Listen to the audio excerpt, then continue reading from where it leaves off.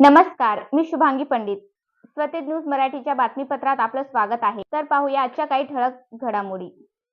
नांदेड शहरातील वाढत्या अतिक्रमणाला आळा घालण्यासाठी नांदेड वाघाळा शहर महानगरपालिका व पोलीस प्रशासनाने संयुक्तपणे वाघे रोड परिसरात 5 मे 2026 रोजी धडक कारवाई राबवली आहे. या मोहिमेमुळे परिसरातील रस्ते मोकळे झाले असून नागरिकांना मोठा दिलासा मिळाला आहे.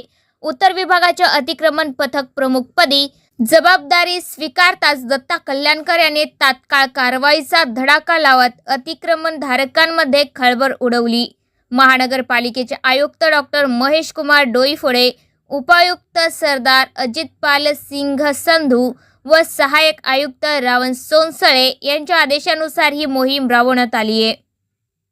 मागील 8 दिवसापासून नांदेड महानगरपालिका आणि पोलीस प्रशासन यांच्या संयुक्त रित्या पथकाद्वारे आपण अतिक्रमण काढण्याची कारवाई सुरू केलेली आहे आणि त्या मोहिमेचा आज भाग म्हणून आपण खडकपुरा वाघी रोड जो वाहतुकीसाठी खूप प्रॉब्लेम येत होते, ट्रॅफिक जाम होत होतो, त्यामुळे त्याचे जे रस्त्यावरचे अतिक्रमण आहे आणि फुटपाथवरचे अतिक्रमण ते काढण्यात येत आहे आज महानगरपालिकेतर्फे. आणि लोकांना आवाहन करतो की महापालिकेला आणि पोलीस प्रशासनाला सहकार्य करा, रस्त्यावर अतिक्रमण करू नका आणि असल्यास अतिक्रमण स्वतःहून काढून घ्यावे.